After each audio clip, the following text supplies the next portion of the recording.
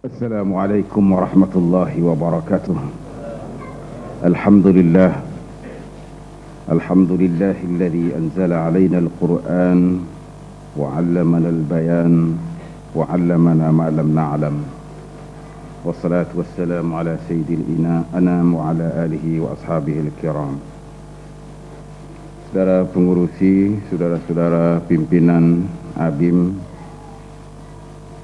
hadirin hadirat peserta tamrin qiyadi dan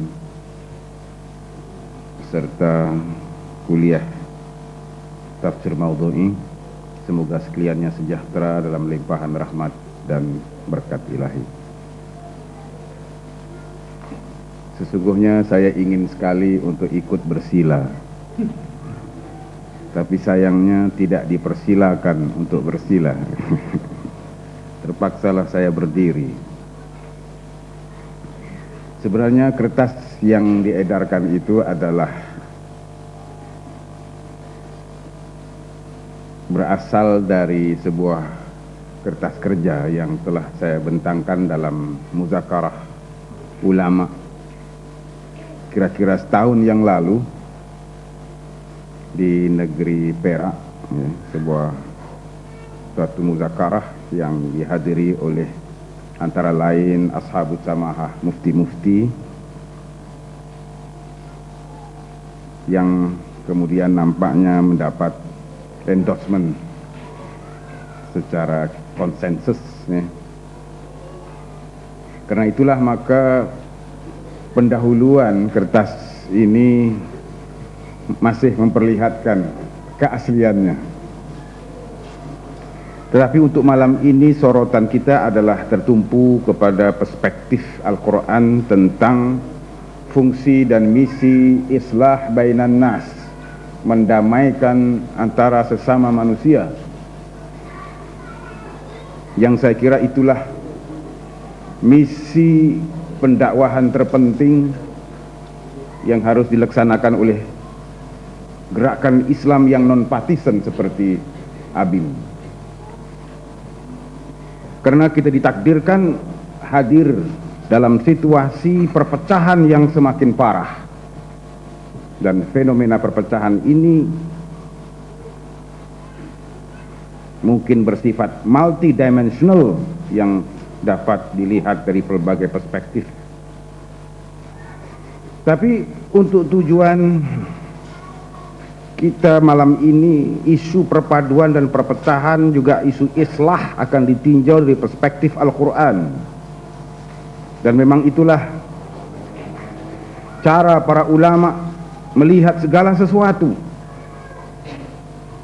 Segala-galanya berasaskan perspektif Al-Quran atas keyakinan bahwa ia adalah kitab petunjuk yang serba benar secara mutlak. La ya'tihil batil min baini yadayhi wala min khalfih tanzilum min hakimin hamid, seperti yang disebut dalam surah Fussilat ayat 42 itu. Sebuah kitab yang tidak mengandungi kebatilan sama sekali. La ya'tihil batil min baini yadayhi wala min khalfih. Kaum muslimin tanpa mengira bangsa dan warna adalah satu umat, umatan wahidah yang terpadu dalam ikatan hablillah, tali Allah, sebagaimana yang diisyaratkan dalam ayat yang saya yakin semua orang tahu, wa'tasimu bihablillahi jami'an wa la tafarraqu, dan berpeganglah kamu semuanya kepada tali Allah, yakni agama Allah, dan janganlah kamu bercerai-berai. Ali Imran 103. Yang penting direnung di sini ialah implikasi ayat tersebut, bahwa melonggarnya pegangan terhadap ajaran agama berarti terlepas dari ikatan, terlepas dari hablillah, yang akibatnya akan bertaburan dan berserakan. Barangkali itulah yang sedang terjadi pada umat Islam hari ini. Berpecah, berserakan karena melonggarnya pegangan terhadap tali Allah, hablillah. Al-Quran adalah kitab yang memiliki kekuatan transformational, merubah watak manusia liar dan ganas menjadi manusia penyayang dan beradab. Transformasi radikal hasil penghayatan Al-Quran itu telah diberikan pemberian yang cukup menarik oleh Ja'far ibni Abi Thalib dalam dialognya dengan Najasyi, Raja Habasyah, seperti yang dinukilkan di situ. Nukilan tersebut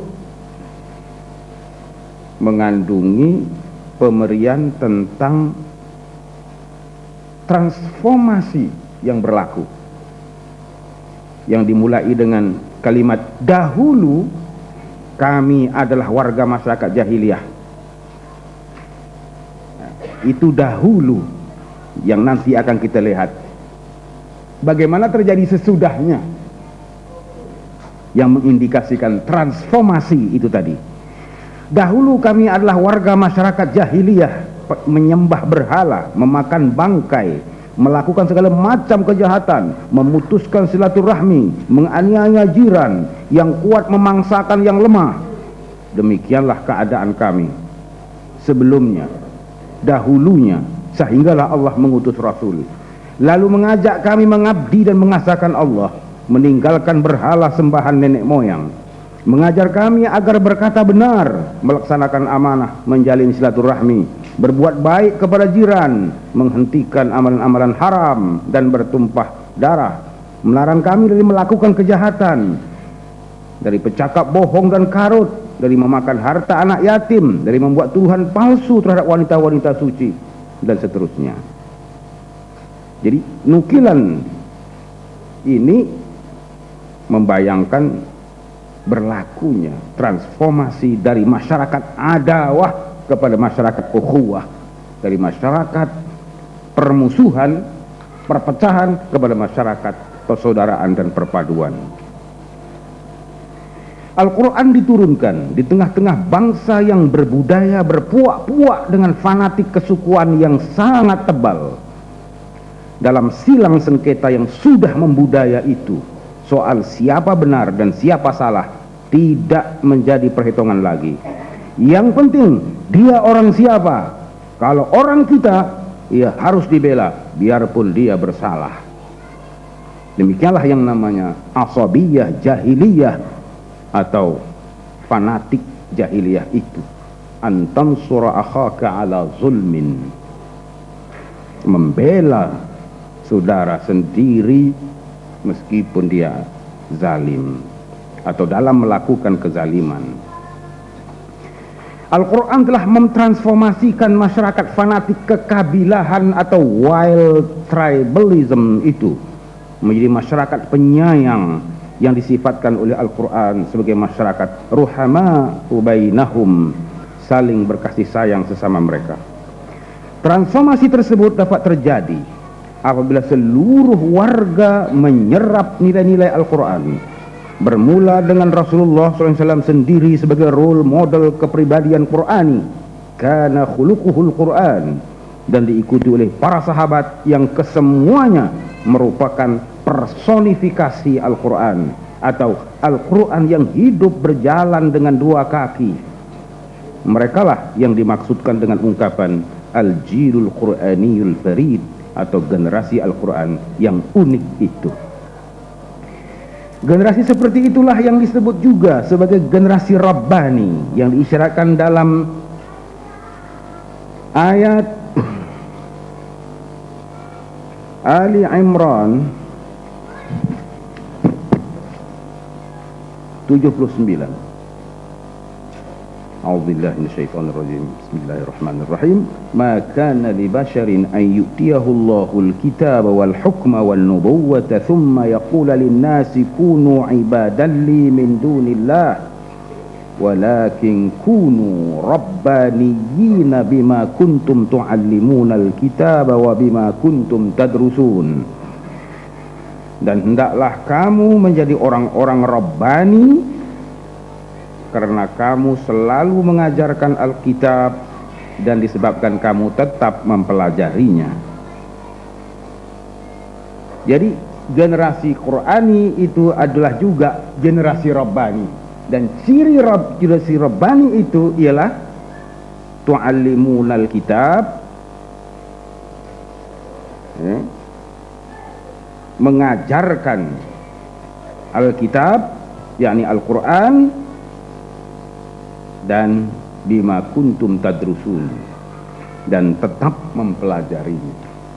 Artinya generasi yang akrab sekali dengan Al-Quran, yang terus menerus mengajar dan belajar tentang isi Al-Quran.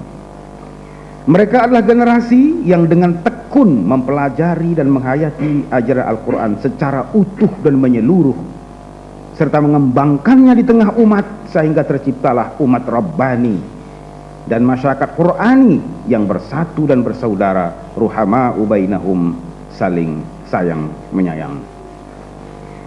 Hadirin yang terhormat, sekarang kita lihat perpecahan dan puncak-puncaknya.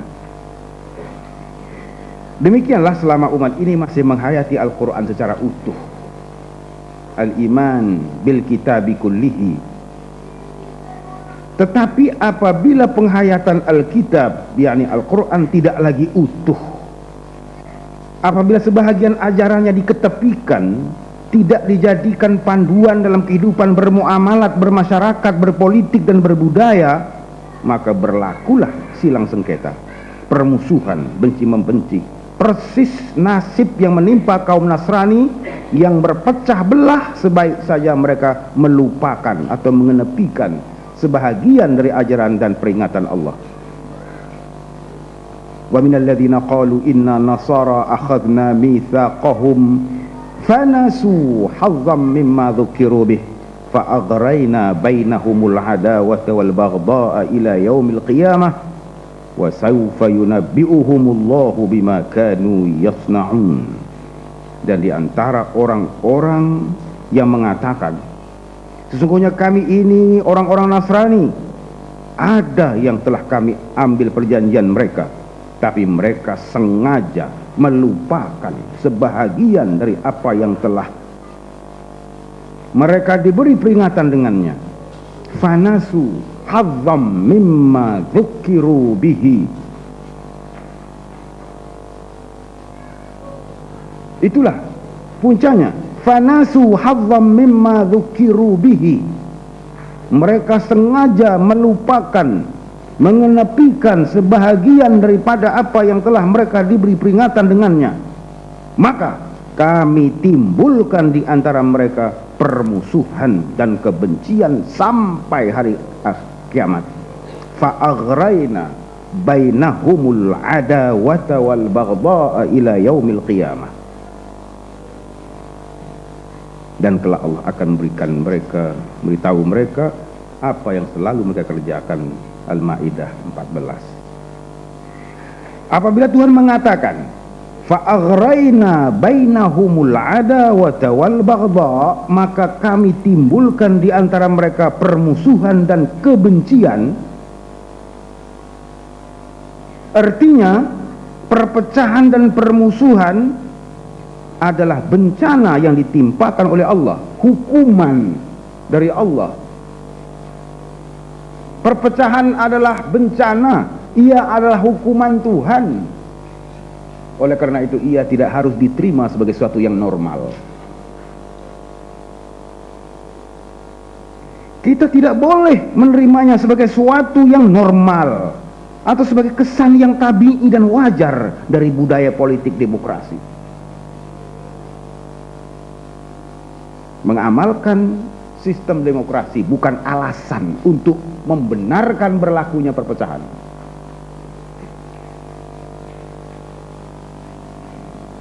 Ia bukan suatu yang boleh dianggap normal, seperti barangkali telah dipersepsikan demikian oleh sebahagian anggota masyarakat kita yang menganggap perpecahan ya suatu yang wajar-wajar saja. Itulah yang namanya demokrasi. Politik demokrasi begitulah. Jadi seolah-olah ia suatu yang normal. Sebagai bencana dari Tuhan akibat kesalahan manusia mengabaikan ajarannya, ia harus dihindari dan harus dilakukan langkah-langkah korektif yang ikhlas dan sungguh-sungguh. Usaha mengatasi bencana ini harus bermula dengan muhasabah, mencermin diri, melakukan penilaian introspektif untuk mengenal pasti ajaran mana, hukum mana, dan ayat mana yang telah kita abaikan. Mungkin kita telah melupakan segi-segi tertentu dari ajaran asasi Islam, yaitu tauhid dan implikasi-implikasinya. Mungkin sebahagian implikasi tauhid telah hilang. Syahadatnya masih ada, masih kekal, masih disebut-sebut, tetapi implikasi-implikasinya, termasuk implikasi sosialnya barangkali yang telah hilang. Tauhid yang berintikan faham keesaan Tuhan itu seolah-olah telah kehilangan implikasi sosialnya, yaitu kesatuan kemanusiaan. Tauhid harus diterima secara utuh dengan segala implikasinya, tapi implikasi tauhid itulah yang tampaknya tidak lagi difahami. Barangkali karena itulah maka orang seperti almarhum Ismail Faruqi menulis buku Tauhid and its Implication. Yang digarisbawahi dalam buku ini ialah implikasi tauhid itu. Barangkali inilah problem umat Islam abad ini, yang masih berpaham tauhid minus implikasi sosialnya, yaitu kesatuan kemanusiaan. Akibat hilangnya kesadaran tentang kesatuan dan persamaan kemanusiaan itu, kita tidak lagi melayani dan melakukan manusia lain dengan selayaknya sebagai warga keluarga besar kemanusiaan. Mungkin kita telah lupa bahwa manusia adalah makhluk istimewa yang diberikan martabat kemuliaan oleh Tuhan dengan sejumlah hak asasi yang wajib dihormati. Karena telah lupa, maka berluasalah pencabulan terhadap hak asasi manusia, termasuk hak yang termahal, yaitu marwah dan kehormatan. Budaya aib mengaib tampaknya semakin parah, sehingga tidak ada orang sebaik manapun yang boleh merasa selamat dari diaibkan. Jadilah orang baik bagaimana sekalipun, Anda tidak punya jaminan bahwa Anda akan tetap terhormat, karena sewaktu-waktu orang boleh memfitnah dan mengaibkan Anda dengan dalil-dalil, bukti-bukti yang boleh direka-reka, karena saksi-saksi sekarang boleh dijual beli dengan harga at affordable price.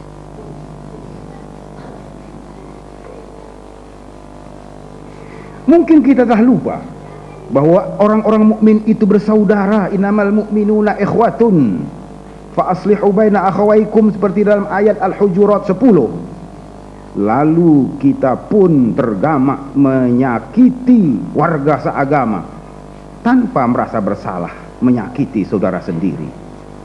Mungkin kita telah lupa nilai-nilai teras Al-Quran seperti keadilan, amanah, kejujuran, kasih sayang, dan lain-lainnya lagi. Lalu membudayalah ketidakadilan, pecah amanah, pembohongan, dan pelbagai perlakuan yang tidak berkemanusiaan. Dan kita pun seolah-olah telah menerimanya sebagai suatu yang biasa dan normal. It's normal.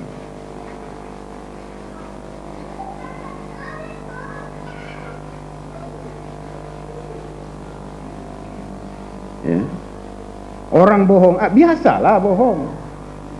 Begitulah ungkapan yang biasa kita dengar.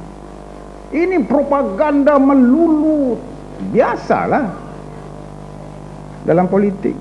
Kena adalah propaganda seperti itu. Jadi sudah dianggap sebagai biasa.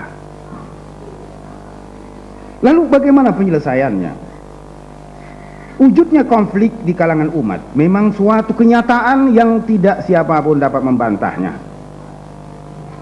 Dan semua pihak sudah sama-sama merasakan pahitnya konflik.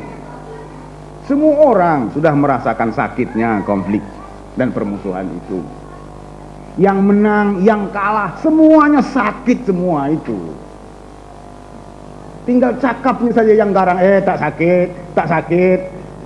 Sakit tuh.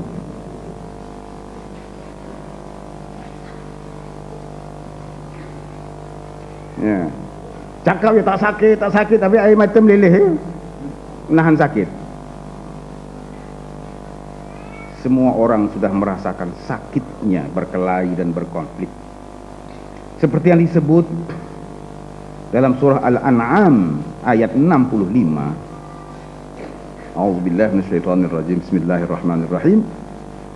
Qul huwal qadiru ala an yab'atsa 'alaikum 'adzaban min fawqikum aw min tahti arjulikum aw yalbisakum syi'a wa yudhiqa ba'dakum ba'sa ba'din unzur kaifa nusarrifu al-ayati la'allahum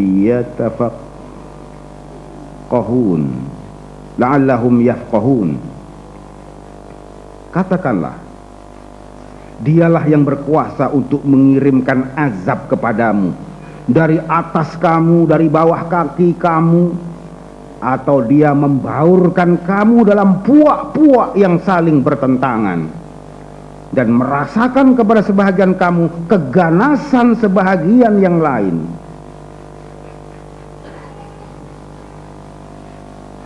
Jadi ayat Al-An'am 65 menyebut tentang azab Tuhan yang datang dari segala arah, min fauqikum aw min tahti arjulikum. Ya, azab ada di mana-mana, kepedihan ada di mana-mana. Ya, permusuhan terbawa kemana-mana. Di tempat-tempat yang tak patut ada perpecahan, berlaku perpecahan. Sampai ke dalam rumah tangga. Au yalbisakum syi'a,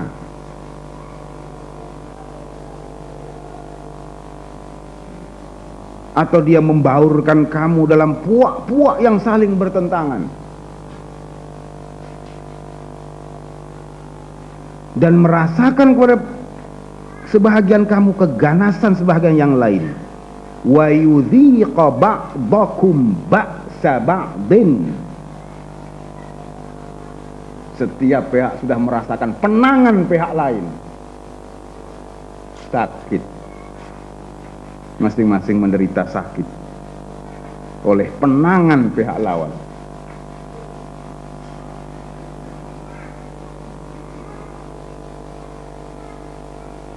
Ya. Yang berlawan itu memang sakit, jelas.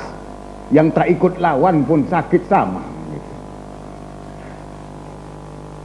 Ya seperti kita inilah, kan tak ikut berlawan, tapi kena juga sakitnya itu. Ada peluru sesat.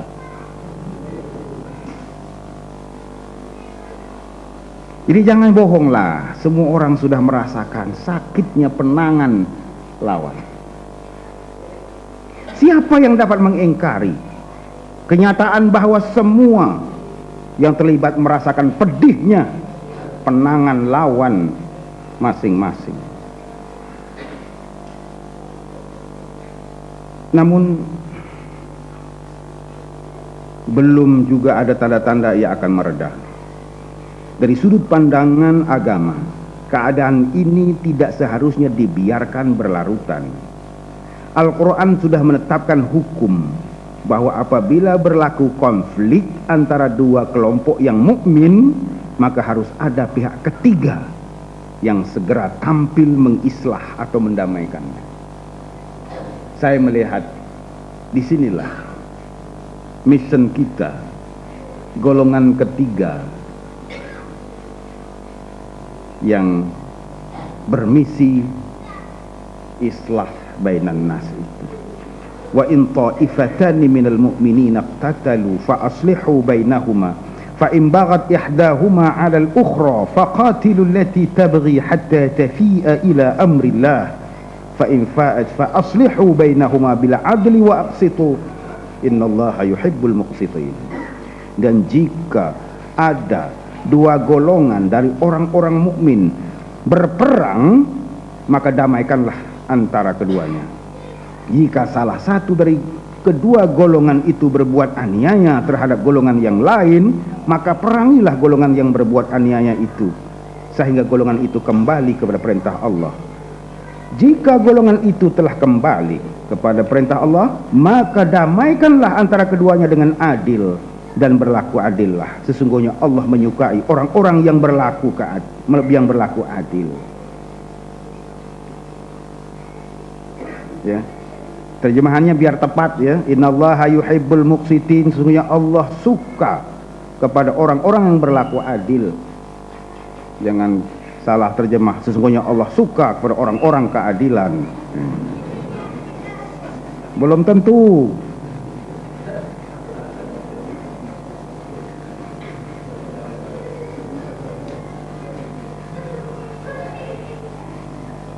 Dari ayat tersebut, Al-Hujurat ayat 9, dapat dirumuskan butir-butir berikut. Pertama, apabila Tuhan mengatakan wa in ta'ifatani minal mu'minina tatalu, dan apabila dua golongan dari orang-orang mukmin berperang, ini berarti bahwa dari awal lagi Al-Quran sudah mengantisipasikan kemungkinan berlakunya konflik antara sesama mukmin. Wa in ta'ifatani minal mu'minin, bukan bainal mu'minina wal musyrikin, bukan bainal mu'minina wal kafirin.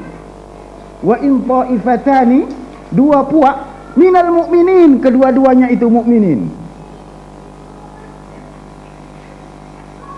Jadi ini antisipasi Al-Quran tentang kemungkinan berlakunya konflik antara sesama orang mukmin.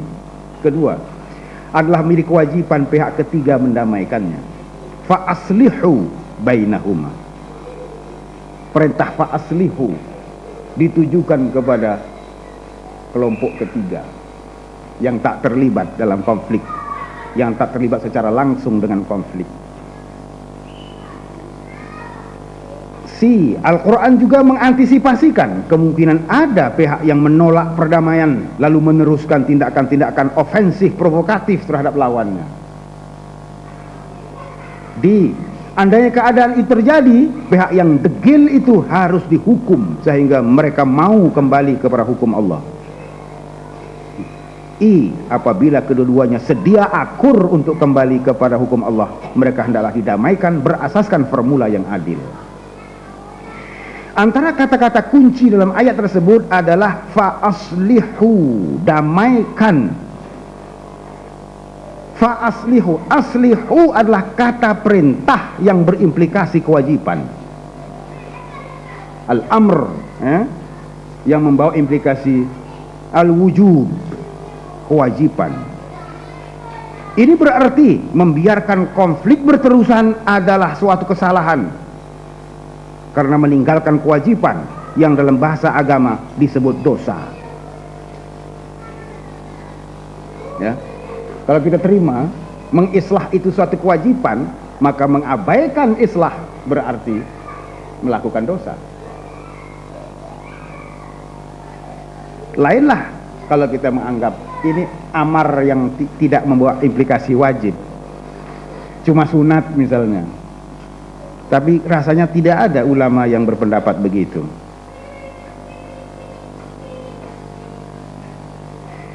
Juga yang harus diperhatikan dalam ayat ini ialah huruf fa. Fa aslihu bainahuma. Fa di situ difahami bahwa ia bermakna immediate, suatu yang semerta, segera. Al-fa'u yadullu 'alal faur, artinya kesegeraan dan kesemertaan. Jangan tunggu lama-lama. Berlaku saja konflik harus dengan cepat, ia harus diselesaikan. Itu makna fa di situ itu. Kecil aja satu huruf saja fa, tapi membawa makna kesegeraan.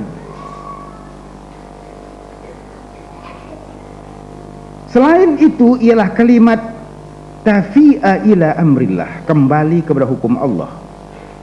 Demikianlah kaedah yang baku dalam penyelesaian konflik sesama umat, sebagaimana yang disebut juga dalam ayat An-Nisa 59.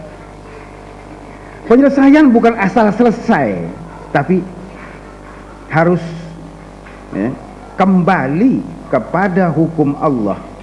Tafi'a ila amrillah. Ya ayyuhalladzina amanu athi'ullaha wa athi'ur rasula wa ulil amri minkum fa in tanaza'tum fi syai'in farudduhu ila Allahi war rasul in kuntum tu'minuna billahi wal yaumil akhir dzalika khairu wa ahsanu ta'wila. Hai orang-orang yang beriman, taatilah Allah dan taatilah Rasulnya dan ulil amri di antara kamu. Kemudian jika kamu berselisih tentang sesuatu, maka kembalikanlah ia kepada Allah dan Rasul. Jika kamu benar-benar beriman kepada Allah dan hari kiamat, yang demikian itu lebih utama bagimu dan lebih baik akibatnya. Semua orang tahu tentang ayat ini, ya, semua orang tahu. Formula asasnya memang sudah jelas, tapi realitinya tidak semua orang rela bersedia untuk kembali kepada hukum Allah. Farudduhu ilallah, di situ yang dirasakan berat oleh sebagian orang.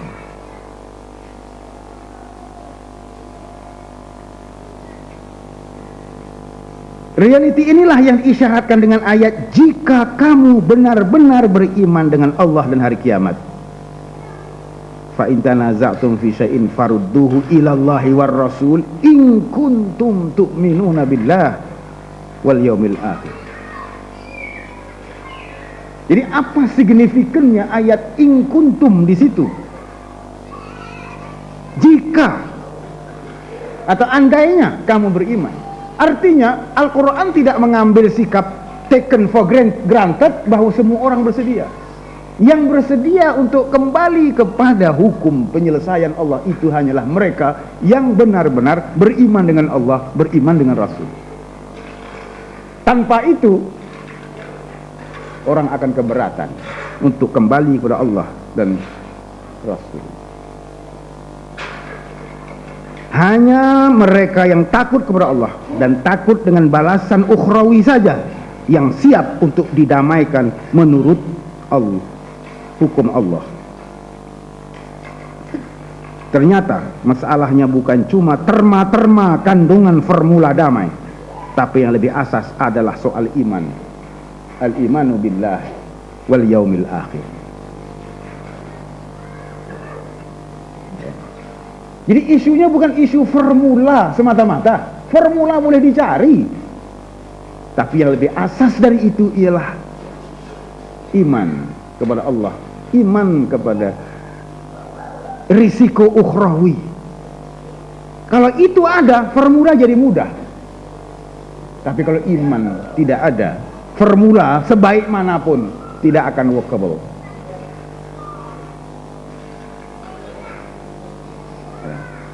Dan inilah yang menjadikan kerja-kerja islah ini susah, payah sekali, karena kita berada dalam satu zaman di mana orang kehilangan kesadaran tentang dosa. Orang tak takut dosa.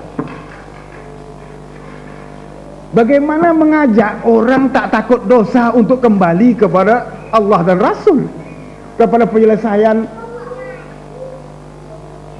berdasarkan Al-Quran. Jadi karena itu yang harus diusahakan bukan cuma mencari formula, tapi ialah membangun iman, membina kesadaran.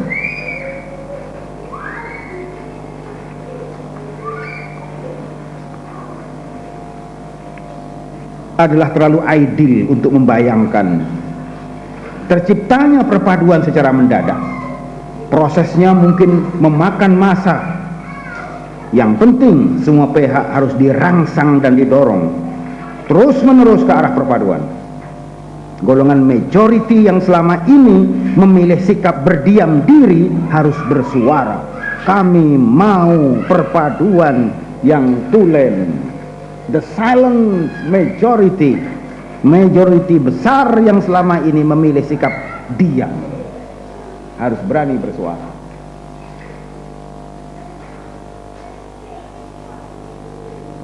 Kami sudah penat berkelahi, dan kami berpendirian tidak adil untuk mewariskan perpecahan dan permusuhan dan dendam kepada generasi baru, generasi muda yang bersih, yang tak tahu menau ujung pangkal perkelahian ini. Kenapa kita harus membebankan anak-anak dan cucu-cucu kita dengan konflik dan perpecahan yang sangat menyakitkan ini? Adilkah rasanya kita membebani mereka dengan derita permusuhan?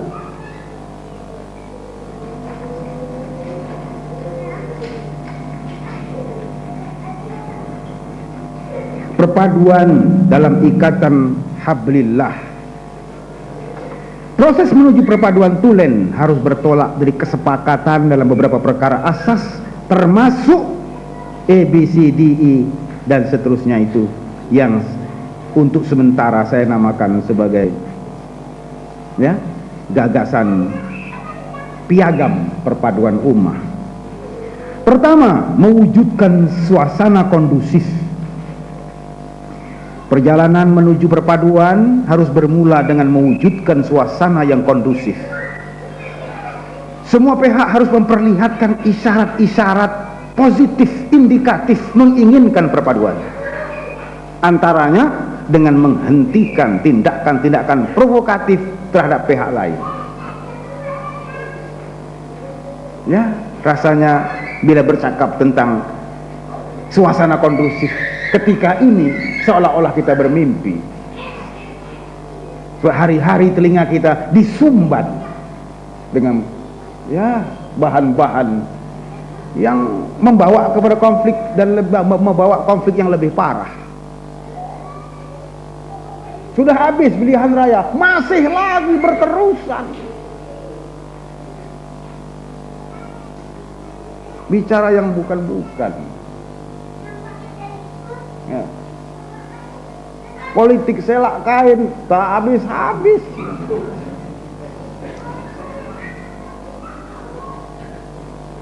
Menurut saya itu simple aja.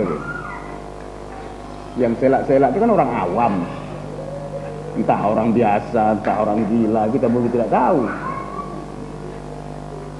Nah, habis kalau pemimpinnya yang di satu negeri itu tunjuk bontot, maka begitulah orang awamnya.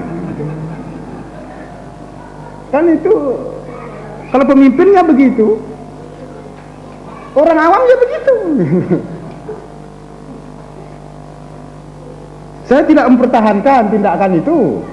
Saya cuma memahami fenomena sosial itu, mengapa ia terjadi. Gitu. Dari segi kewajaran, ya memang tidak wajar. Gitu. Yang itu tidak wajar, yang itu juga tidak wajar. Kedua, memahami dan menghayati Islam sebagai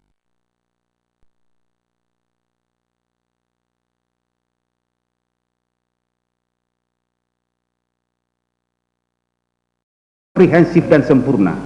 Islam adalah ad-din, agama wahyu ilahi yang mutlak dan murni, yang ditanzilkan untuk menjadi petunjuk kepada manusia menjalani segala aspek kehidupannya. Jadi Islam sebagai wahyu yang murni itu harus dibezakan dari budaya karya manusia. Dengan memahami dan menghayati hakikat ini, akan terhindarlah kemungkinan mengagamakan politik atau mempolitikkan agama. Itu dua fenomena. mengagamakan politik, mempolitikkan agama. Politik dalam arti pati ciptaan manusia dan segala sepak terjang kepatian bukanlah agama. Pati dengan segala sepak terjang kepartian itu bukan agama. Itu ciptaan manusia. Sebab yang namanya agama, ad-din adalah wahyu murni. Pati bukan wahyu. Pati apapun. Dalam konteks dalam konteks politik demokrasi.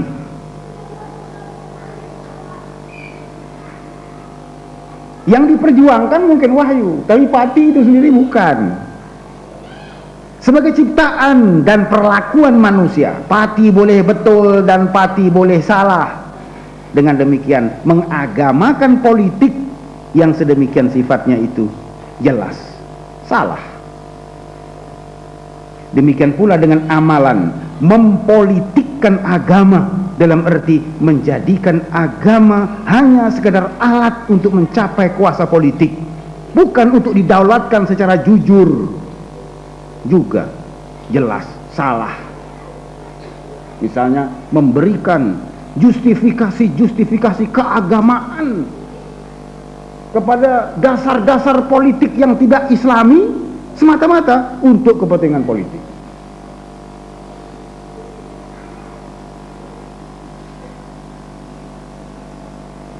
Yang seharusnya diamalkan ialah berpolitik secara agama.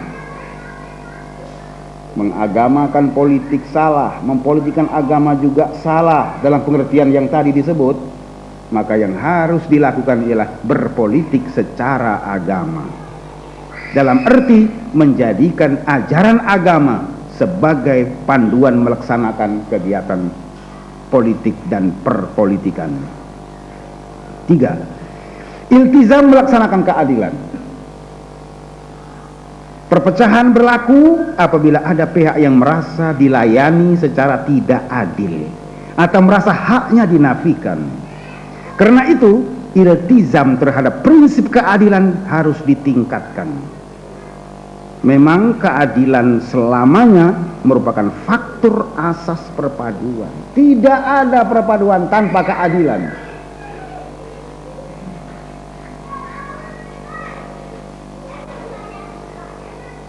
Baik antara pemerintah dengan rakyat maupun antara sesama umat. Karena itulah keadilan diangkat sebagai nilai teras ajaran Islam, sebagaimana yang ditegaskan dalam Al-Quran An-Nahl 90, innallaha ya'muru bil adli wa ihsan, dan seterusnya. Dan demikian juga ya, ayat Al-Hadid ya, 25 yang merumuskan tentang risalah para anbiya dan mursalin yang kesemuanya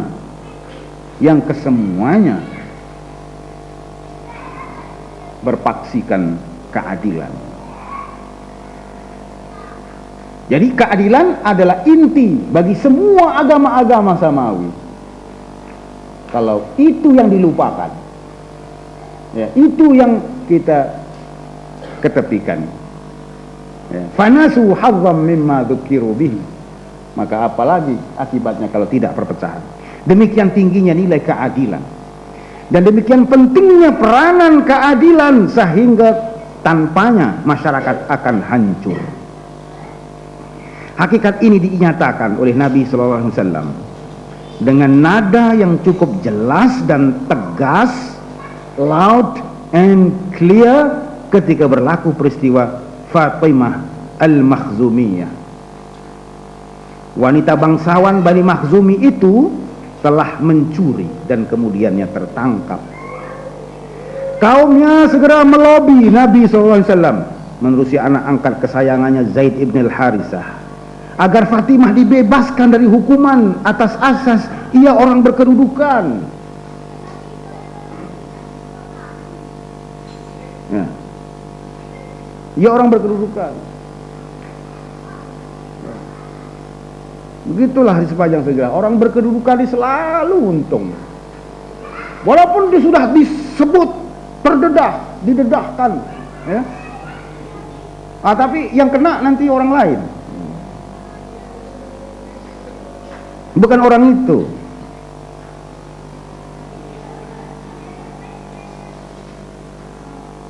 Peristiwa tersebut menyebabkan Rasulullah SAW menjadi marah, dan itulah yang melatari sabdanya yang terkenal, innama halakal ladzina min qablikum idza sariqa fihimus syarifu tarakuhu wa idza sariqa fihimud dha'if aqamu alaihi al-hadd, dan seterusnya. Sesungguhnya banyak umat sebelum kamu yang telah hancur karena apabila orang besar mencuri mereka biarkan, tapi apabila orang kecil yang mencuri mereka hukum dengan hukuman had. Demi Allah, andainya putriku Fatimah binti Muhammad itu mencuri, nescaya aku potong tangannya. Demikianlah nada marah sebuah sabda terhadap sikap pilih kasih, pandang bulu, dan amalan diskriminatif, khususnya dalam pengadilan. Budaya memilih-milih dalam melaksanakan hukum itulah yang telah memecah belah dan menghancurkan umat silam. Dan umat sekarang pun memang tidak ada perpaduan tanpa keadilan sosial, di mana setiap orang mendapat haknya yang sah. Andainya dalam sebuah masyarakat sudah wujud golongan anak emas dan golongan anak tiri, perpecahan pasti akan terjadi.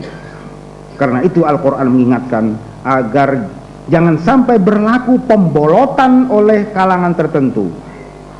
Kaila yakuna dulatan bainal aghniya'i minkum. Kekayaan negara tidak seharusnya berkisar hanya di kalangan orang-orang kaya sahaja. Dan ayat ini jelas membawa maksud distributive justice, keadilan yang merata, atau pendemokrasian ekonomi. Pengagihan yang tidak merata akan dengan mudah mencetuskan kecemburuan sosial, suatu bom waktu, time bomb, yang apabila sampai saatnya akan meledak sebagai konflik sosial yang terbuka. Mengurus kekayaan dalam arti mengagihkannya dengan adil ternyata tidak mudah. Bukan karena ketiadaan panduan, tapi lebih disebabkan oleh sifat rakus manusia. Memang manusia bila-bila pun dan dimana-mana pun bersifat terlalu mencintai harta. Wa yuhibbunal mala hubban jamman innahu lihubbil khairi lasyadid.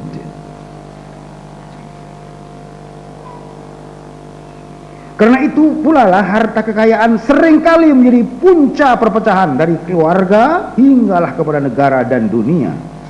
Karena tamak, manusia selalu kehilangan sifat amanah lalu mengambil hak orang lain. Mungkin itulah yang tersirat dalam peristiwa tangisan Umar bin Khattab radhiyallahu anhu saat menerima penyerahan harta rampasan perang dari Parsi. Ketika ditanya kenapa beliau menangis pada saat yang seharusnya bergembira dan bersyukur, beliau menjawab, benar, memang saat ini adalah saat gembira dan syukur, tapi Allah tidak memberikan kekayaan seperti ini kepada sesuatu kaum, melainkan sesudah itu ditimpakan pula dengan permusuhan dan kebencian sesama mereka. Ini disebut dalam Kitabul Kharaj oleh Abu Yusuf. Indama ja'u bi ghanaima Faris ila Umar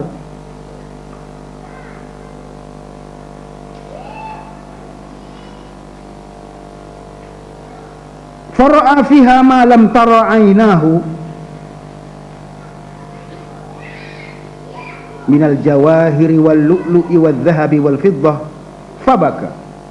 Faqala lahu Abdurrahman ibn Auf, hadha min mawaqif syukr fama yubkik. Faqala Umar, ajal, walakin Allah lam yu'ti qauman hadha illa alqa bainahumul adawata wal baghdha. Ketika dibawa harta rampasan dari Parsi lalu dibuka di hadapan Umar, maka disaksikannya lah harta kekayaan yang tak pernah disaksikannya seumur hidup. Itulah kali pertama dia melihat al-jawahir wal lu'lu' wal dhahaba wal fiddah. intan, permata, berlian, emas, perak, segala macam. Menyaksikan itu dia menangis. Dan itulah yang diherankan oleh Abdurrahman ibni Auf yang mendampinginya saat itu. Hadza min mawaqifis syukr. Heran, kenapa kau menangis? Saat ini kan saat gembira, saat merayakan kemenangan. Ya, dalam konteks sekarang orang pesta lah waktu ini. Fama yubkika, apa yang menyebabkan kau menangis? Faqala Umar ajal, benar ini saat gembira. Tetapi kau harus tahu bahwa Allah tidak memberikan kepada satu kaum kekayaan seperti ini, melainkan sesudah itu alqa bainahumul adawata wal baghdha. Selepas itu tunggu sajalah, akan berlaku perpecahan, perebutan, dan saling bermusuh antara satu dengan lain. Bukankah sudah benar ramalan Umar bin Khattab ini yang benar-benar kita saksikan ketika ini? Yang keempat, membina sikap saling percaya. Memelihara perpaduan memang sukar, dan lebih sukar lagi memadukan semula yang sudah pecah. Demikianlah kalau sudah tidak ada lagi sikap saling percaya di kalangan umat, bagaimana mungkin kita mengharapkan berlakunya pertemuan, perundingan, dan perdamaian yang tulen kalau di lubuk hati masing-masing tersimpan rasa tidak percaya kepada pihak lain? Kalaupun mereka duduk semeja, ya, hati masing-masing tak percaya kepada yang lain.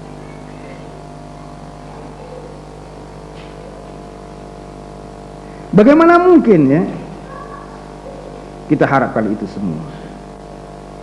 Karena itu langkah ke arah mewujudkan perpaduan harus juga bermula dengan usaha menumbuhkan sikap saling percaya di kalangan sesama umat.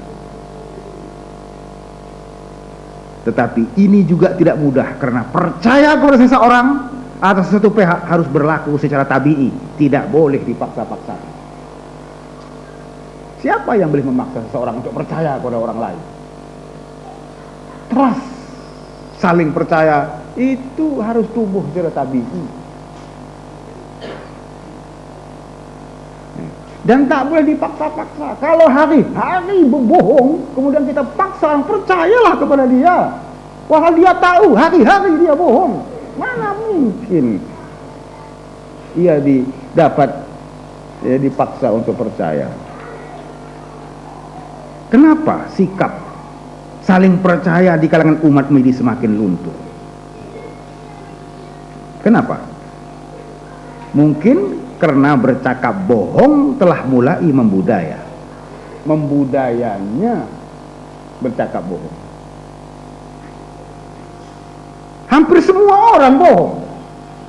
Orang politik bohong, peniaga bohong, profesor-profesor pun sudah bohong sekarang.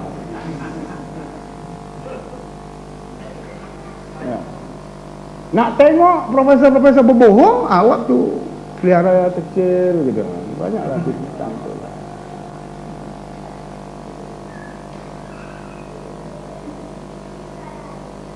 Dah jadi budaya dan orang tak kisah.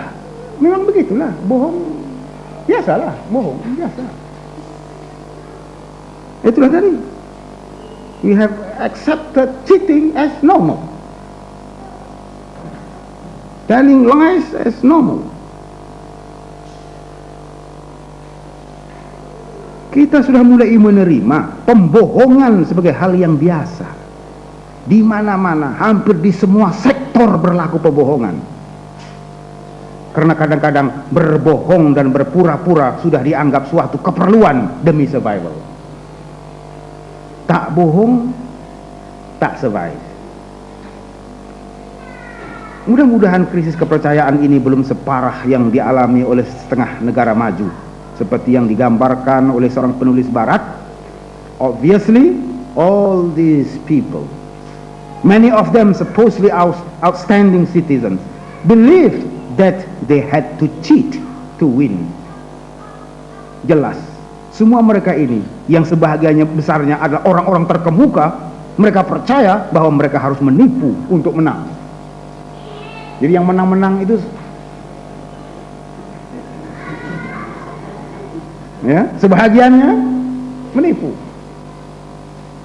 Karena sudah jadi aturan. Untuk menang harus tipu, tak tipu tak menang. Nah, gitu. Jadi menang dengan tipu itu dia punya itu. Itu yang berlaku di, ya, khususnya di barat lah. Berbohong sebagai keperluan turut mewarnai budaya politik yang sudah kehilangan etik, sehingga terkenallah ungkapan, "It is thought that by necessities of his profession a soldier must kill and politician lie." Memang sudah kehendak ikhtisas, seorang tentara harus membunuh dan ahli politik harus berbohong. Karena itu orang Abim tak pandai, dianggap tidak pandai politik karena tak sanggup bohong. Itu aja. Karena orang Abim keras kepala, degil, tak mau tunduk kepada aturan main, kena bohong kalau mau menang. Tak boleh, Nakib kata jangan bohong.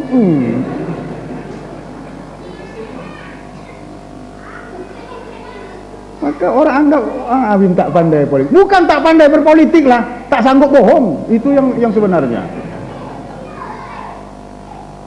Apa susahnya berbohong? Apa susahnya menipu? Kami bukan tidak pandai berpolitik, cuma tak sanggup berbohong. Itu saja.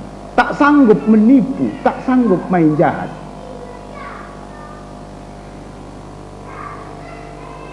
Nah, ini saya nak bagi tahu mereka yang menganggap orang Abim tak pandai politik itu. Kalau kami sanggup berbuat apa yang kalian sanggup, sudah lama kami memerintah.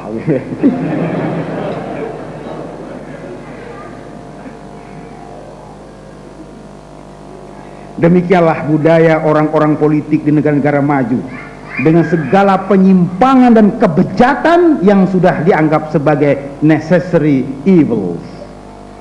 Masih diakui sebagai evils, tapi it's necessary. Di mana-mana ada bohong lah, dari politik, ekonomi, perdagangan sampai ke rumah tangga. Sampai ke rumah tangga ada bohong. Kecuali, terutama yang ada lebih dari satu itu. Kan begitu pesan Piramli. Mesti pandai pembohong, mesti pandai temberang. Itu Piramli hanya menyatakan apa seadanya. Seorang seniman, dia menyuarakan seadanya fenomena-fenomena masyarakat. Dunia akademik juga sebenarnya tidak terkecuali dari landaan budaya bohong. Dalam tamadun Islam sendiri ada istilah ulama su, ulama jahat, yang tentu saja tidak cuma istilah, tapi pasti ada realitinya. Adanya istilah ulama su, tentu ada realitinya. Tidak mungkin ada istilah tanpa kenyataan.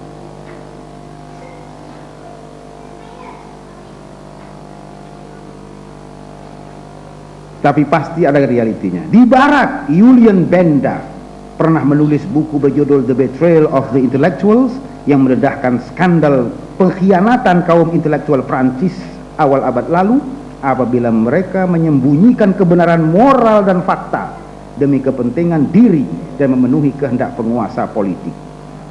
Demikian juga dengan Profesor Dr. Hamka yang pernah merakamkan kekecewaannya terhadap segolongan intelektual di bawah order lama rejim Soekarno yang disebut telah mengilmiahkan kebohongan-kebohongan. Disebutnya sebagai badut-badut setia yang mengilmiahkan kebohongan-kebohongan yang sekarang dilakukan dengan berleluasa sekali oleh sebagian cendekiawan kita, the so-called cendekiawan kita, tanpa malu-malu.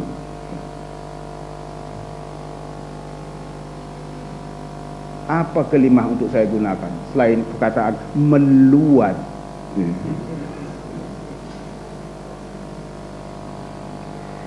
Andainya budaya bohong seperti itu sampai menyerap ke dalam masyarakat kita, akan bertambah sukarlah tugas memulihkan sikap saling percaya, dan akan bertambah sulitlah usaha membina perpaduan.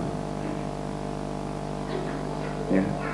Sebab orang dah tidak saling percaya. Kalaupun berlaku pertemuan seperti masa-masa lalu, ya, rakyat menunggu-nunggu, bukan dengan doa mudah-mudahan damai, mudah-mudahan tercapai kata sepakat. Bukan itu. Rakyat menunggu-nunggu sambil bertaruh. Kita tengok siapa tipu siapa. Kenapa rakyat punya sikap yang sedemikian? Karena budaya bohong sudah membudaya dalam masyarakat dan merakyat. Bagaimana tugas kita sekarang itu? Untuk mendaulatkan semula prinsip berkata benar, sedang ia sudah pun membudaya. Tidak mudah rupanya jadi pendakwah. Jadi pengampu aja ya yang mudah.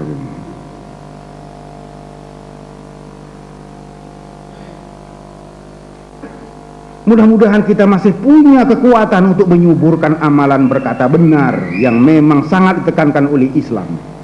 Berbohong adalah kesalahan yang sangat serius sehingga disenaraikan sebagai salah satu ayatul munafik, tanda orang munafik di samping tanda-tanda lain, yaitu mungkir janji dan mengkhianati amanah. Dalam sistem perundangan Islam, hukuman ke atas pembohong berat sekali. Diriwayatkan bahwa Amirul Mukminin Umar bin Khattab pernah menghukum seorang yang memberikan kesaksian palsu dengan 40 sebatan. Nah, salah, 40. Jangan ditambah-tambah. 40 aja cukup. Teruk dah tu. 40 teruk lah. Arba'ina. Ya, 40.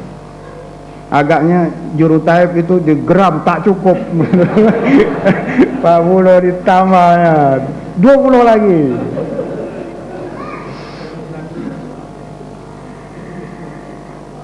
Ya, seorang yang memberikan kesaksian palsu dihukum 40 sebatan, dicukur kepalanya dan diarak di tempat-tempat awam.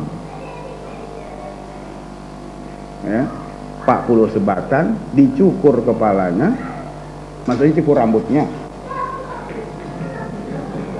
Cuma masalahnya, kalau yang saksi bohong itu tak punya rambut, saya tidak tahu bagaimana ya.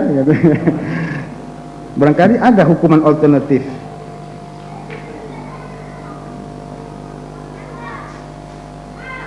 Dan diarak di tempat-tempat awam. Ya, kalau sekarang masuk suakabo lah gitu ya.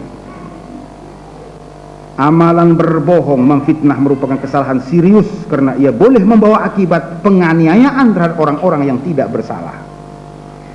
Masyarakat Islam adalah masyarakat pengamal budaya berkata benar, sehingga semua berita pada prinsipnya dapat dipercaya, kecuali berita yang dibawa oleh orang fasik.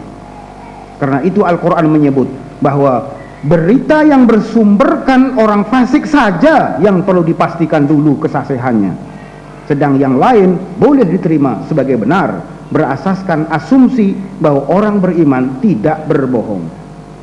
Demikianlah realiti masyarakat Islam yang masih murni.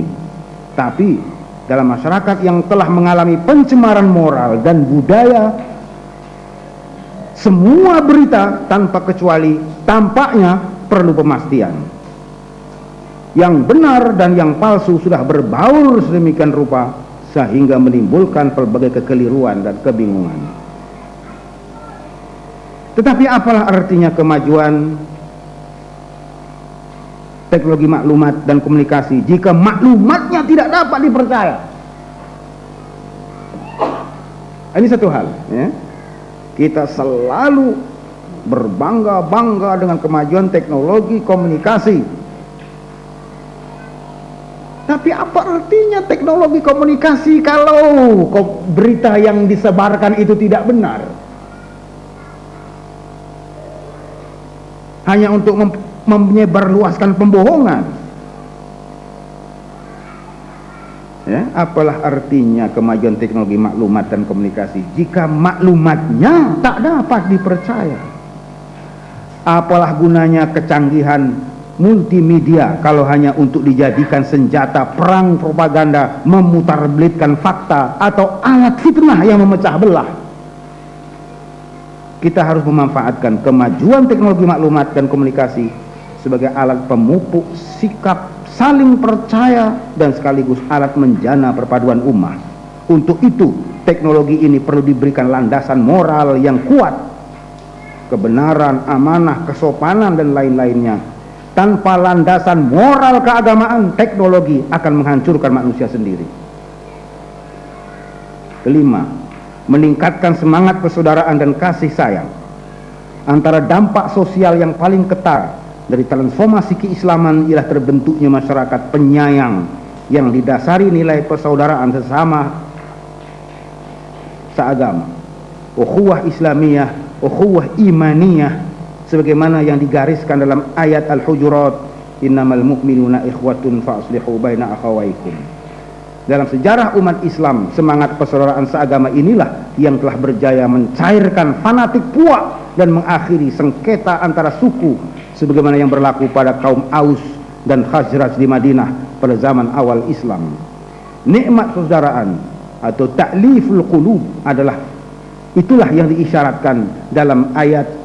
Dan ingatlah, ya wadhkuru ni'matallahi 'alaikum idh kuntum a'da'an fa'alafa baina qulubikum fa asbahtum bi ni'matihi ikhwana. Persaudaraan adalah nikmat yang wajib dipelihara dan disyukuri. Dengan demikian, tidak menghargai persaudaraan atau memutuskan persaudaraan berarti kufur nikmat atau tidak mensyukuri nikmat. Karena itu, perbezaan persepsi, perbezaan pendekatan, atau perbezaan ideologi politik tidak seharusnya sampai mengorbankan persaudaraan. Alangkah indahnya contoh semangat persaudaraan yang diperlihatkan oleh Bapak Muhammad Nasir rahmatullahi alaih, pemimpin Parti Islam Masyumi, Perdana Menteri Indonesia, ketika mengenang hubungannya dengan Soekarno yang merupakan musuh utama politiknya. Beliau menyebut peristiwa-peristiwa yang sangat mengharukan. Katanya, orang bisa berbeda pendapat dan bahkan berbeda 180 derajat, tapi masih dapat berkomunikasi secara terbuka. Bahkan pada saat Bung Karno ditahan di penjara oleh pemerintah penjajah, kamilah dari Persis, dari Persatuan Islam, yang pertama-tama menjenguknya bukan keluarganya atau teman-temannya. Kami membawa oleh-oleh sekedarnya, dan yang penting kami memberikan support moral. Saya teringat pada waktu itu Bung Karno begitu terharu. Hal yang demikian ini rasanya sulit kita jumpai pada zaman sekarang ini, apalagi di dunia politik. Perbedaan sedikit saja seolah-olah sudah merupakan permusuhan besar, atau apa itu dalam bahasa Jawa, musuh bebuyutan. Tidak mau komunikasi, tidak mau ketemu, apalagi berdialog. Masih perlu pendewasaan dalam cara kita berpolitik. Mungkin inilah juga tugas wadah ABIN, mendewasakan umat dalam berpolitik. Kesimpulan Muhammad Nasir bahwa umat memerlukan pendewasaan dalam amalan berpolitik rasanya memang tepat sekali. Akibat ketidakdewasaan itulah banyak hal-hal yang ironis dalam politik. Dari satu segi, politik dapat menyatukan berbagai unsur yang saling bertentangan, tapi politik juga boleh memecah belah sebuah keluarga yang sedarah sedaging.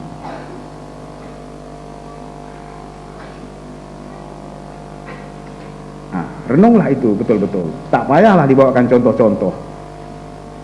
Masing-masing tahu itu. Politik boleh menyatukan pelbagai unsur yang saling bertentangan antara parti A dengan parti B misalnya, wujud pertentangan yang sangat jelas. Tapi demi politik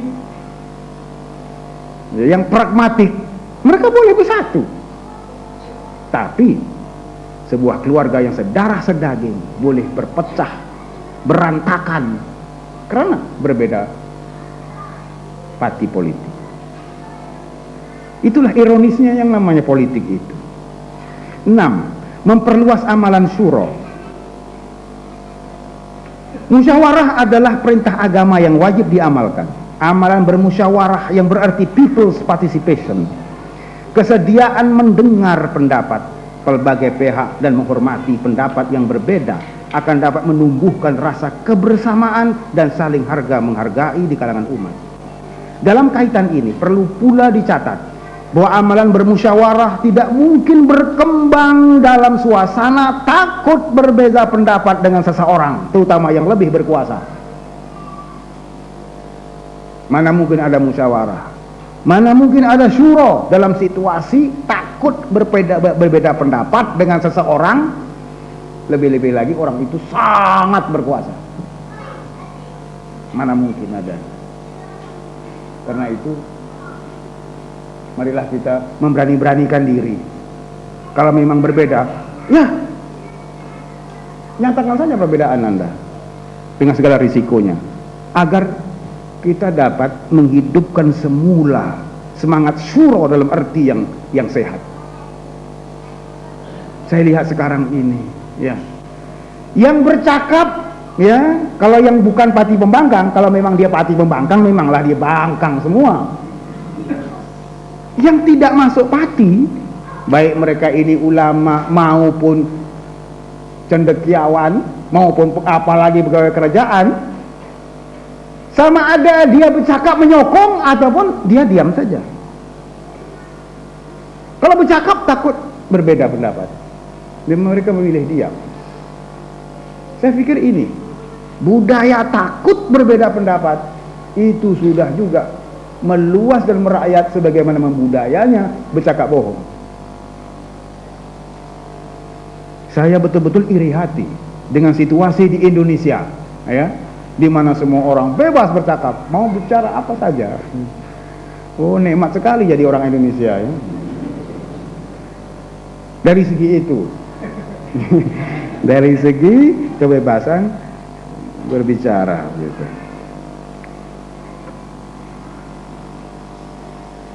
Amalan musyawarah hanya mungkin hidup subur dalam situasi wujudnya kebebasan bersuara dan keberanian berbeza. Dalam tradisi musyawarah tidak ada tempat untuk sikap memonopoli kebenaran. Memang masing-masing punya hak untuk merasa dirinya benar, tapi ia tidak berhak untuk memutlakkannya dengan menolak sama sekali kemungkinan ia salah. Para imam mujtahidin yang berbeza pendapat dalam pelbagai isu tidak pernah memperlihatkan sikap memutlakkan kebenaran pendapat sendiri. Sikap mereka dalam isu-isu yang diperselisihkan diabadikan dalam ungkapan, ya, ra'yu shawab yahtamilu khata' wa ra'yu ghairi khata' yahtamilu shawab. Pendapatku benar, tapi mungkin salah. Pendapat yang lain salah, tapi masih mungkin benar. Memang amalan musyawarah selamanya membawa risiko perbezaan, tapi perbezaan menjadi rahmat selama ia terkawal dalam aturan main adabul ikhtilaf, adab berbeza pendapat. Masyarakat berbudaya musyawarah bukanlah sebuah masyarakat hingar-bangar tanpa aturan. Masyarakat Islam adalah masyarakat yang dicirikan oleh kehalusan budi dan tahu diri. Dengan kawalan etika, falyaqul khairan aw liyasmut, bicara yang baik atau diam saja. Orang hanya akan bersuara kalau perlu dan dengan cara yang baik. Ketujuh, mendominankan aliran sederhana. Kesederhanaan atau wasatiyah adalah sifat dan ciri khas Islam. Sifat ini seharusnya tercermin dalam watak, sikap, dan perilaku umat. Masyarakat Islam akan menjadi lebih damai dan harmoni andainya aliran sederhana menjadi arus perdana yang dominan. Sebaliknya, jika aliran garis keras yang dominan, keadaan akan menjadi lebih tegang. Unsur-unsur aliran garis keras atau hardliners memang selamanya akan ada di mana-mana. Yang penting, ia harus dikawal, jangan sampai menjadi arus perdana. Untuk memungkinkan berlakunya dialog yang sehat dan penuh semangat keterbukaan dan tolak ansur, aliran sederhana harus didominankan di segala sektor pertubuhan dan parti politik. 8. Memperbaiki hubungan ulama umara, ilmuwan dan pemerintah.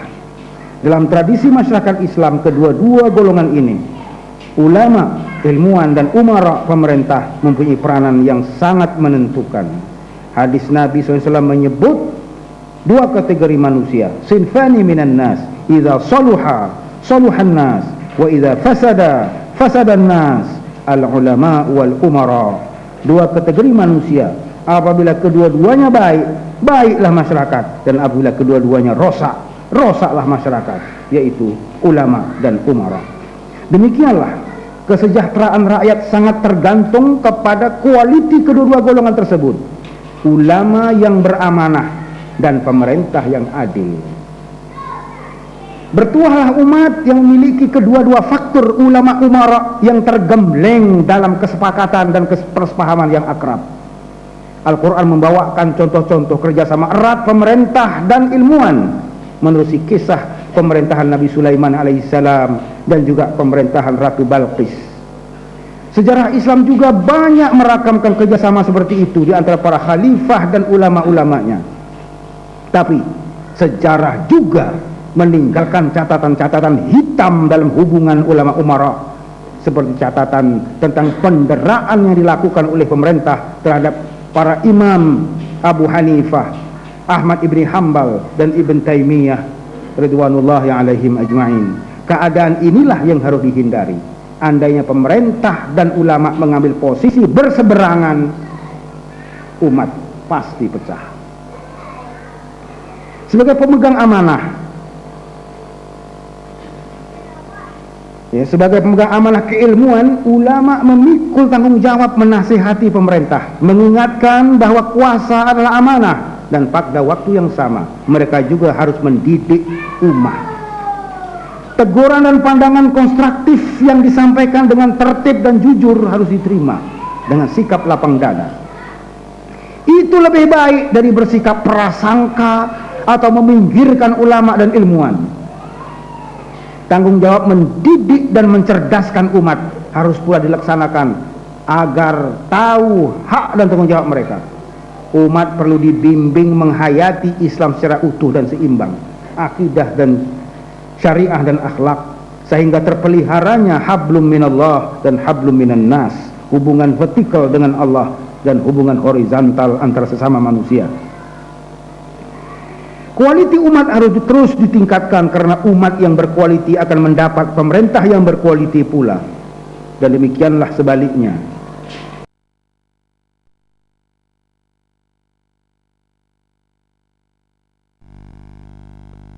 Yang terlibat tidak bersedia untuk berpadu.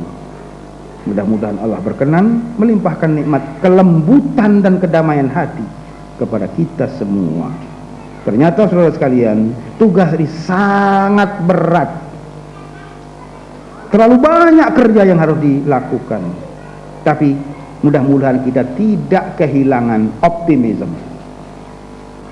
Mudah-mudahan perpecahan yang sedang terjadi ketika ini tidak akan berlangsung terlalu lama. Ibarat orang berkasih yang berpisah sementara, bukan bercerai talak 3. Bak kata pantun, batang selasih permainan budak, berdaun sehelai dimakan kuda. Bercerai kasih, bertalak tidak, 1000 tahun kembali juga. Wassalamualaikum warahmatullahi wabarakatuh. Assalamualaikum warahmatullahi wabarakatuh. Fadil Ustaz mengurusi barisan pimpinan, sahabat-sahabat sekalian. Cukup menarik mengikuti cabut Yusri Muhammad, UIA Gombak. Cukup menarik mengikuti pandangan Ustaz tentang isu ini ketika ini. Kalau dihimbau dengan apa yang sudah berlaku dan yang sedang berlaku, Ana cuba memberanikan untuk padan-padankan pada apa yang kita alami. Mungkin sebahagian komentar dan mungkin batu minta respon daripada Ustaz. Antara lain yang komen Ustaz tentang fa'aslihu tadi, ayat wa in ta'ifatan minal mu'minin iqtatalu fa'aslihu. Harus kita cepat menangkap indikasi berlaku konflik dan cepat bertindak. Perlu mungkin kita fikirkan bersama tentang timing kita dalam menanggap kemungkinan berlakunya konflik dan kecepatan dan cara kita bertindak. Kemudian dalam hangat agenda perpaduan ummah yang sedang kita suburkan, kita cuba laksanakan, Ana tertarik dengan apa yang Ustaz sebutkan tadi dalam kertas ini. Perpaduan itu harus didasari dengan keimanan. Perpaduan yang tulen tidak akan mampu dicapai tanpa berasaskan keimanan. Jadi mungkin dalam kita memainkan peranan untuk mencapai perpaduan ini juga, kita harus betul-betul menekankan aspek ini. Sambil menyatukan, kita menyedarkan dan membina keimanan itu. Jangan kita dalam terlalu mungkin menekankan tentang perpaduan ini, kita melupakan peranan kita untuk menyedarkan pihak yang hendak disatukan itu, dan terus sentiasa menggilap keimanannya. Perlu ada mengekalkan izzah, ketinggian juga sebagai da'i, walaupun kita mahukan perpaduan. Mungkin komen Ustaz dari sudut itu. Wallahualam. Ada lagi soalan yang lain? Ya, silakan kita Mizi. Ya, saya. Assalamualaikum. Salam. Pengurusi dan yang berbahagia dokter, ada pandangan mengatakan soal perpaduan ini adalah suatu yang ideal, yang sukar dicapai, dan manusia membuat beberapa justifikasi berdasarkan kepada pengalaman yang lalu. Previous experience itu menjadi norms, mengatakan perpecahan itu adalah sesuatu yang lumrah, dan dikaitkan pula dengan sirah di zaman para sahabat sebagai contoh. Maka perpaduan yang sejati yang dibayangkan itu, apatah lagi dalam keadaan pergolakan semasa, itu menambah kelirukan lagi para pengislah ini untuk membaikkan masyarakat kita yang sedang berpecah. Jadi mungkin ada komentar daripada Datuk. Assalamualaikum. Salam. Silakan yang ketiga. Banyak pertanyaan. Assalamualaikum warahmatullahi wabarakatuh. Salam. Abdul Ghani bin Muda dari Besuk, Terengganu. Ana bukan nak tanya yang berbahagia Datuk,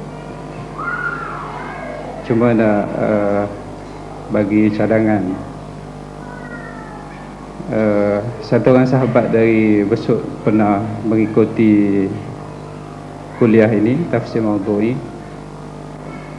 dan beliau telah mencadangkan kepada pihak kami di sana supaya ada daripada kalangan kami supaya buat perkara yang sama yang dibuat oleh yang berbahagia Datuk.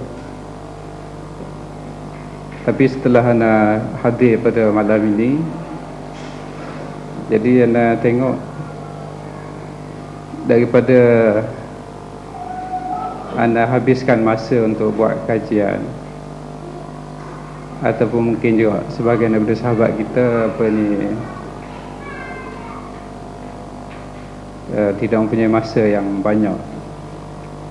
Tapi apa yang Ustaz buat ni dah cantik, molek sangat dah. Jadi Ana cadangkan supaya kita sahabat-sahabat yang ada kemampuan untuk memanjangkan di daerah masing-masing, di negeri masing-masing.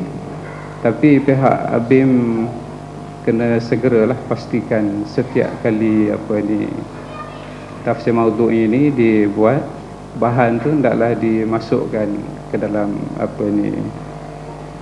website ABIM dengan segera dan berterusan. Jadi supaya sahabat-sahabat di tempat-tempat lain, sebab Ana ingat ramai daripada kalangan sahabat-sahabat kita mampu untuk membuat pembentangan, cuma mereka tidak mempunyai masa ataupun mungkin malaslah untuk buat apa yang Datuk buat ni.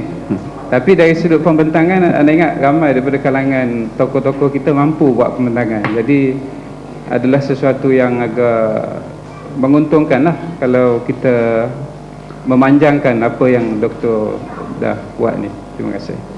Okay, kita bagi satu lagi, Tuan Haji Jaafar, nampak? Silakan. Luar ada kah?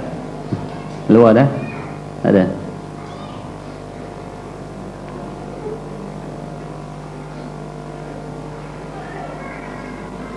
Assalamualaikum warahmatullahi wabarakatuh. Terima kasih pengurusi.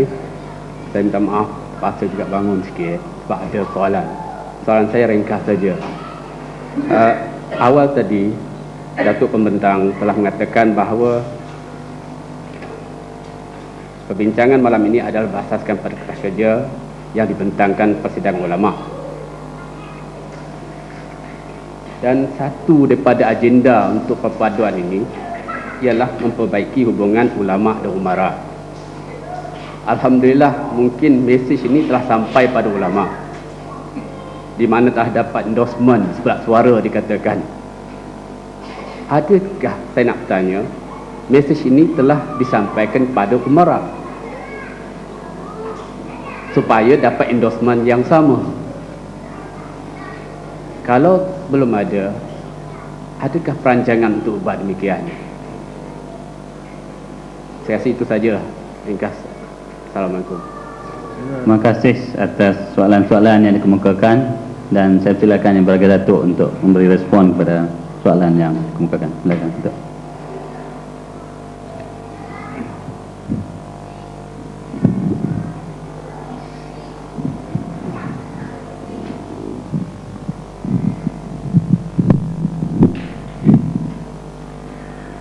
Saudara pengurusi dan hadirin hadirat sekalian, pada dasarnya saya menyepakati apa yang telah disuarakan oleh saudara para penanya dan pengomentar. Saudara Yusri misalnya menangkap bahagian kecepatan, fa aslihu, al-fa yang saya sebut sebagai yadullu alal faur, kesegeraan itu. Sebab kalau terlalu lambat, dan kita pun sebenarnya sudah lambat nih, kalau terlalu lambat akhirnya orang akan menerima dan menyikapinya sebagai suatu yang normal. Kalau sudah menjadi kebiasaan, ia akan dianggap biasa dan diterima dengan senang. Dan saya pikir ini sudah wujud sikap seperti itu. Kalau terlalu lambat, jadilah seperti Indonesia misalnya, umat Islam yang sedemikian ramai, Indonesia adalah negara yang penduduk muslimnya paling ramai. Indonesia adalah bumi yang kepadatan penduduk muslimnya teratas di dunia, tak dapat dimanfaatkan karena pecah berantakan. Apa aliran yang tidak ada di sana? Apa faham yang tidak ada di sana? Parti Islam saja entah berapa.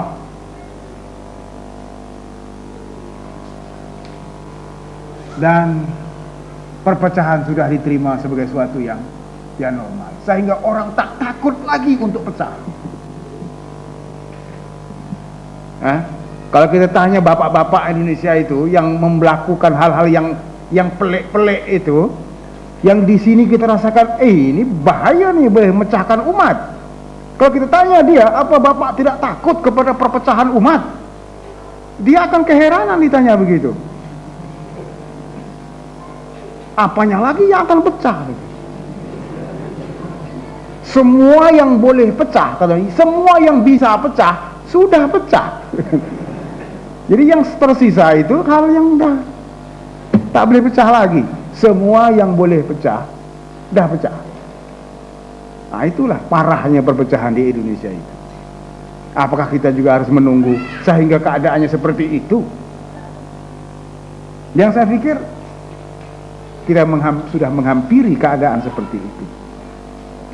Saya setuju bahwa, seperti yang telah pun saya sebut di sini, bahwa perjuangan ini harus secara utuh dan menyeluruh. Kita tidak boleh memperjuangkan ataupun mengemukakan formula perpaduan terpisah dari gerakan dakwah Islamiyah, mengemukakan Islam seutuhnya. Tak boleh. Ia harus padu. Formula perpaduan ummah itu harus integrated, utuh, terpadu dengan pendakwahan dalam arti taqdimul Islam bi suratihil kamilah, mengemukakan Islam dalam bentuknya yang utuh. Termasuklah pembinaan iman dan pembinaan hati. Bukankah tadi dah disebut bahwa perpaduan itu sangat terkait dengan in kuntum tu'minuna billahi wal yaumil akhir, iman dengan Allah dan hari akhirat, dan juga ta'liful qulub, menjinak dan melembutkan hati.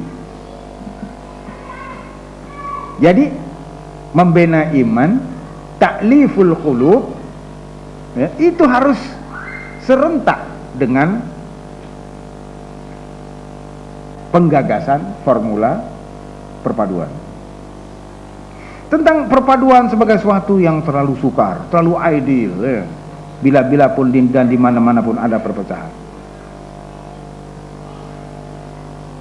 Ya, perpecahan itu kan kerja setan. Memecah belah itu kan kerja setan. Oleh karena setan sudah ada sejak zaman Nabi Adam dan akan terus ada sampai kiamat, maka kerja memecah itu akan sentiasa berlaku dan akan berhasillah dari semasa ke semasa.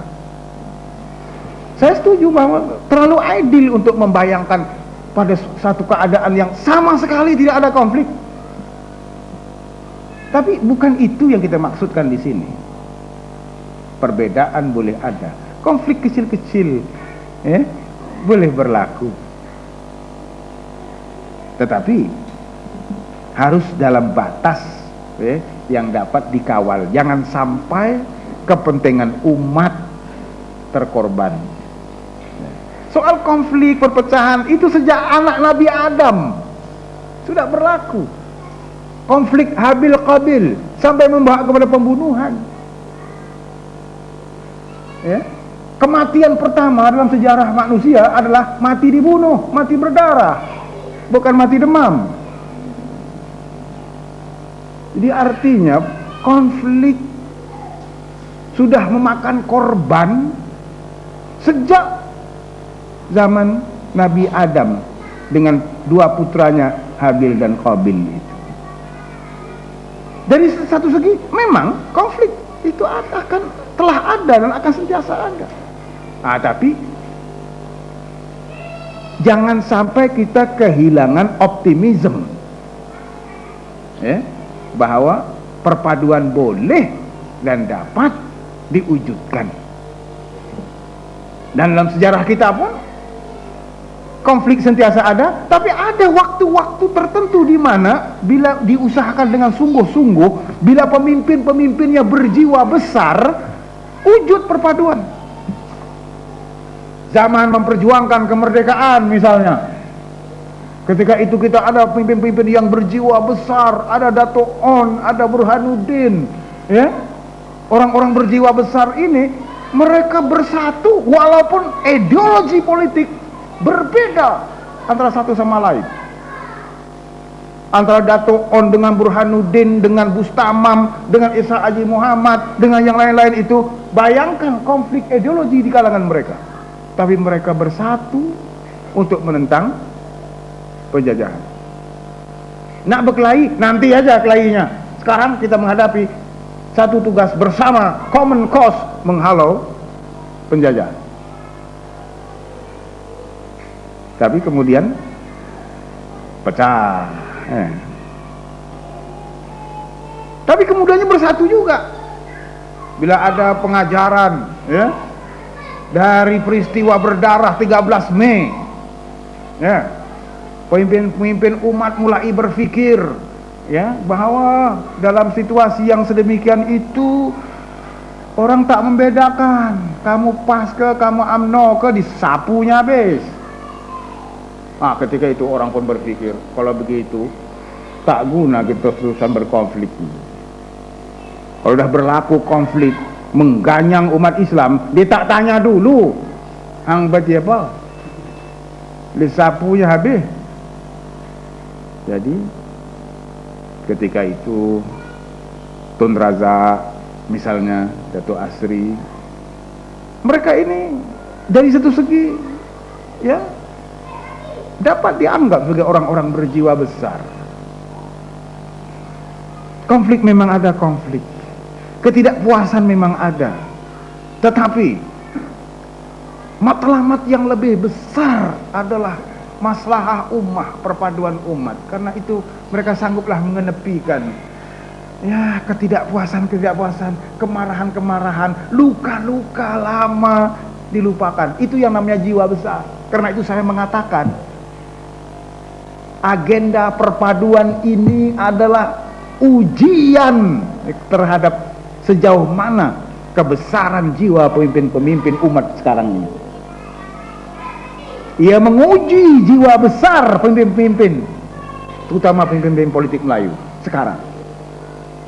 Kalau dia mengetempikan perpaduan, mementingkan kelompok sendiri, kita dapat membuat penilaian, ya, mereka sebenarnya berjiwa kerdil. Kalau kita ini berjiwa kerdil itu tidak mengherankan. Tapi kalau pemimpin umat, ya, pemimpin besar katanya, kalaupun tak besar pun dibesar-besarkan, ya, tapi masih berpikir, ya, berpikir dalam konteks kelompok, dalam konteks kabilah, dalam konteks parti, dalam konteks klik. Tahulah kita, ya, tentang kaliber dan sejauh mana jiwa mereka sebenarnya. Mereka bukan pemimpin yang berjiwa besar.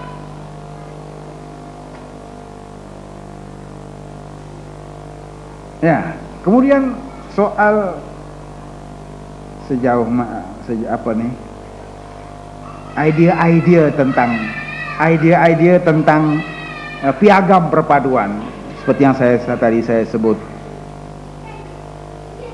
dibentangkan dalam muzakarah dan nampaknya semua orang dapat menerima.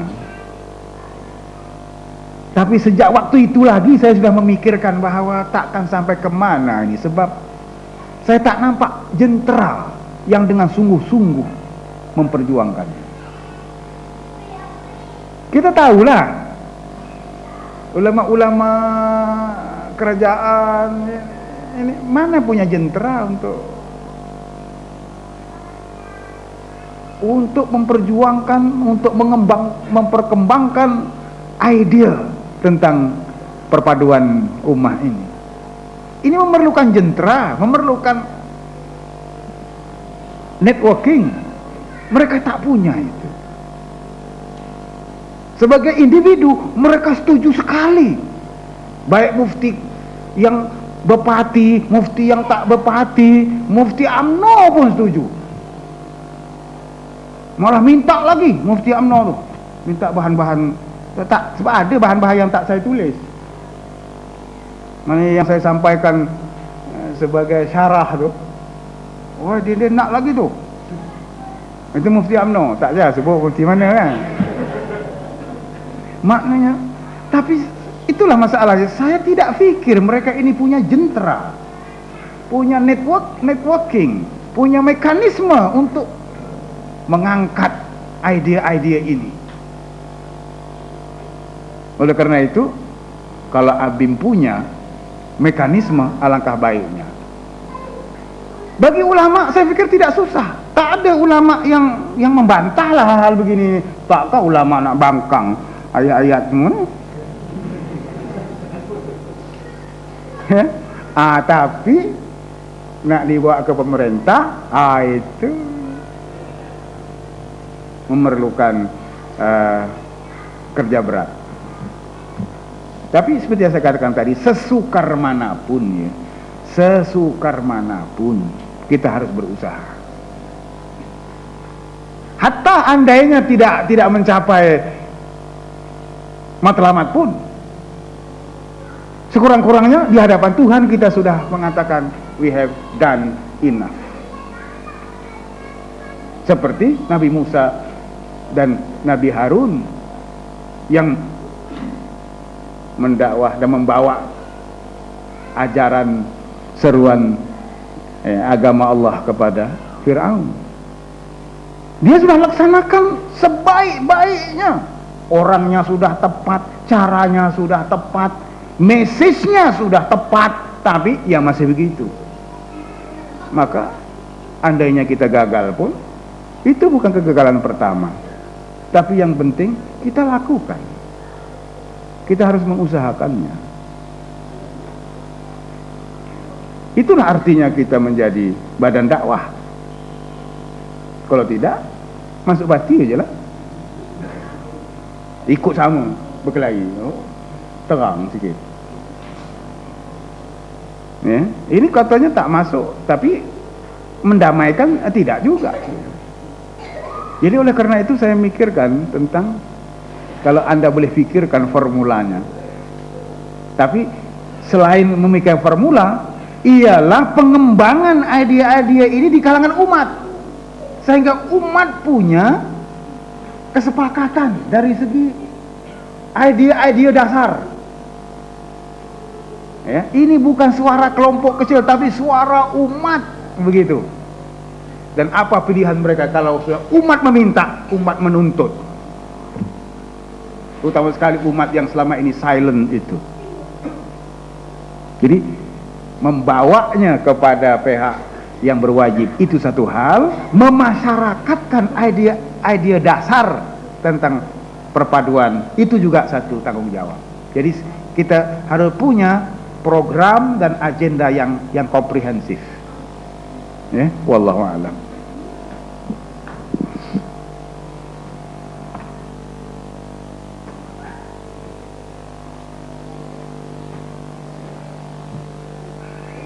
Terima kasih yang berbahagia Datuk Dr. Siti Fadil. Dan seterusnya majlis dengan sukacitanya mempersilakan berbahagia Tuan Haji Azam Rahman untuk menyampaikan cenderai hati kepada yang berbahagia Datuk Dr. Siti Fadil. Silakan. Tamri.